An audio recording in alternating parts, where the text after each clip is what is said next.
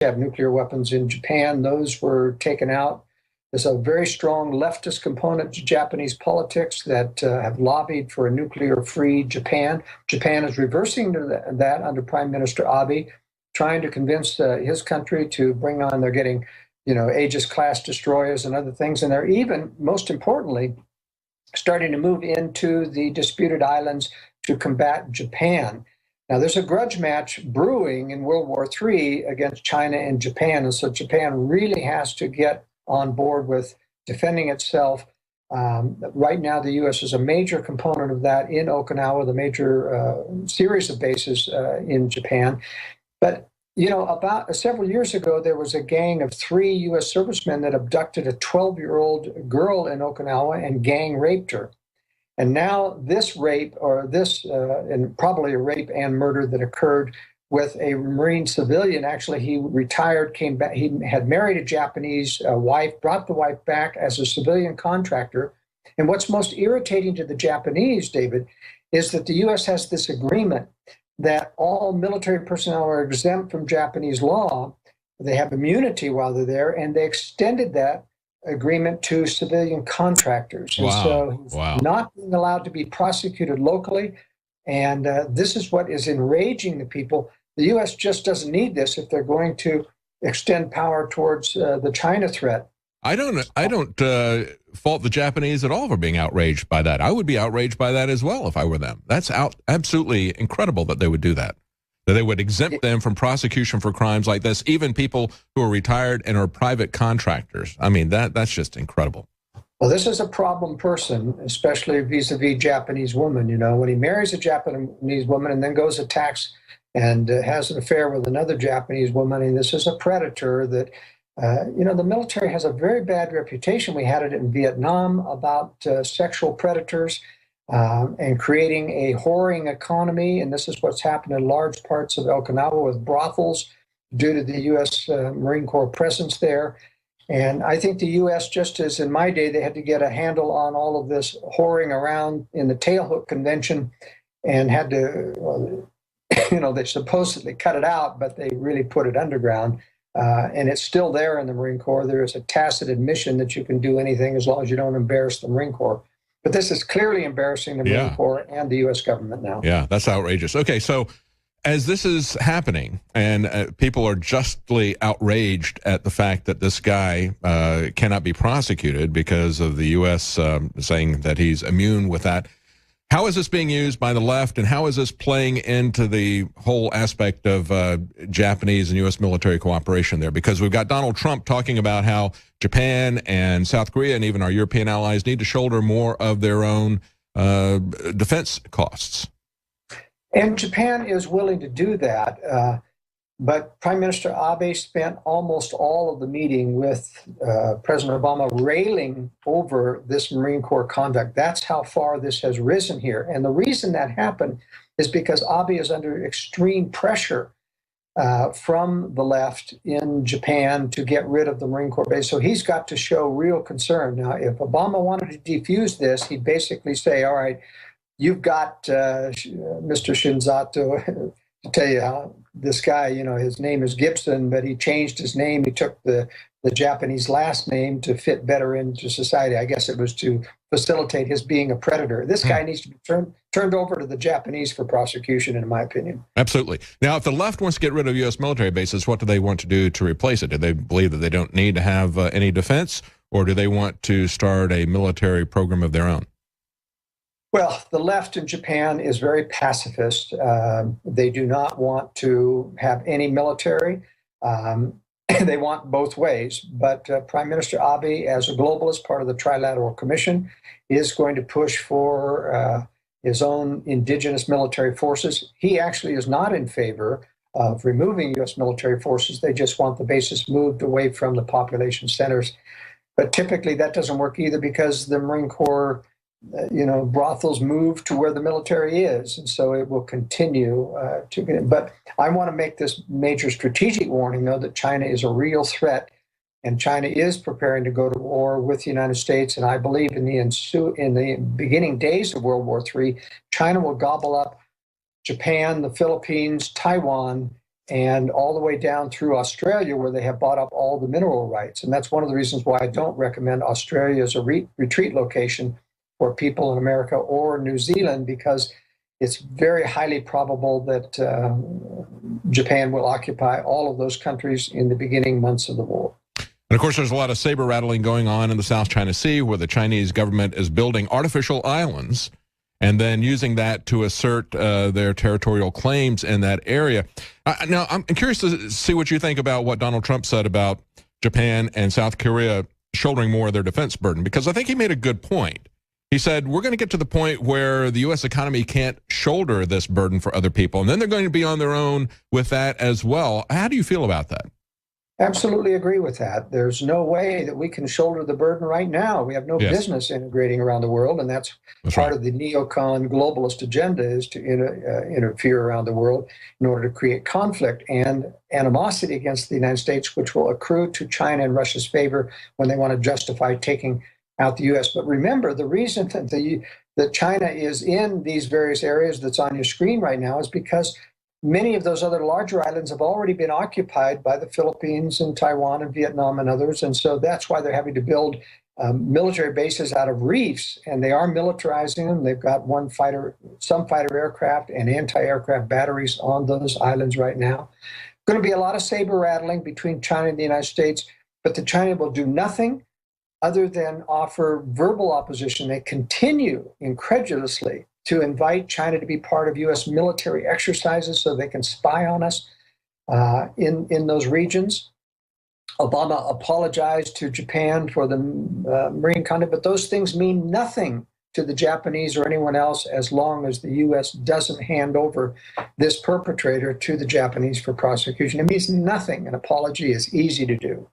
Well, yeah, we've seen domestically how one particular murder incident, as we've seen, they use that to create the Black Lives Matter movement and that sort of thing. But you have a situation where, and I think part of what was so egregious about that was leaving that guy to bleed out in the street to outrage the local residents. And so there's those flashpoints that happen. And then the way that it is handled can take something that is a justifiable police shooting and turn it into a massive social movement. Now you've got in Japan, you've got a guy, as you point out, who is an actual predator. And the U.S. standing by and saying, we're going to protect this guy because he has some tenuous connection to the U.S. government, to the U.S. military. We're not going to allow you to do anything to him. That is the most amazing thing. And we continue to see that kind of arrogance, whether it is spying on us here in America or whether it is defending that kind of crime in Japan. Stay with us. We're going to take a quick break, and we're going to be right back with Joel Skousen. Welcome back to the Alex Jones Show. I'm David Knight, and we're talking to Joel Skousen, joelskousen.com, worldaffairsbrief.com. I want to get Joel's comments on where he sees this election going in just a moment. Before I do, just want to remind you that we have a sale on Survival Shield X2 Nascent Iodine. We're talking about all the unrest in the world, about people who are preparing, as we see perhaps Zuckerberg building a compound for himself. We know that even people like George Clooney have set up their panic rooms. Have you prepared? This is a good time to take advantage as we put these items on sale right now. We got 20% off Nascent Iodine. That's something to stock up on. Make sure you have this vital supplement in your supply. This is 99.99% pure iodine salt crystals from deep within the earth, lab tested for purity. 20% off at InfoWarsLife.com. Also, for limited time only, we have a special. If you sign up for our free newsletter at InfoWars.com/newsletter, we'll send you a promo code to get 50% off our two most popular t-shirts, Hillary for Prison t-shirt and our Come and Take It t-shirt. And, of course, the InfoWars Underground Insider newsletter will give you exclusive content that you won't see at our website even, as well as other promo codes on other products. So, again, get 50% off Hillary for Prison t-shirt or Come and Take It t-shirts when you sign up for our InfoWars newsletter at InfoWars.com/newsletter. Joel, the Hillary for Prison t-shirt is a very popular t-shirt because, you know what, it really is going to be, the stakes are very high. For both her and for Donald Trump. I mean, it's going to be either the White House or the big house for Hillary. And I tell you what, if Donald Trump fights the king here and loses, they're going to come after him too, aren't they? It's going to be quite a contest, don't you think? It is. Before we go into the election, let me just briefly comment on these high-profile bunkers. You know, people have seen the Borg Cube, the LA Basin home with the great big concrete movable shutters that looks like a huge fortress. I think it's very important for people to realize not only these abysmally expensive, that you never want to make a home look like a fortress. You don't want to make yourself a target. You know, you want to make sure it looks in a secure home, which you sell. My big book on high security design, etc. I really talk about how to do these things so they look completely conventional. You can't tell a high security design a home that we design from any conventional home. It just appears exactly the same. Very, very important point. You know, I covered Realtor.com now. It's becoming a trend that these wealthy people are going out and creating their panic rooms or survival homes. They're spending tremendous amount of money and they're selling it. Realtors are selling it now as if it's a feature, but you're pointing out you don't want to make this visible. You want to keep it stealthy. You want to do it as much as you can yourself, and you can do it on the cheap, and you can do it better than these millionaires or billionaires are doing it for themselves, can't you? And you never want to buy something that's been advertised in the real estate market. This home has a panic room. That means everybody who goes through the home gets to see that. That's right. Destroys the value of that. That's right. Absolutely. Yeah, good point. Yeah, let's talk about the election, your final comments in just the couple minutes that we've got. Where do you think this is headed? Give us your sports handicap as well. What you think is going to happen?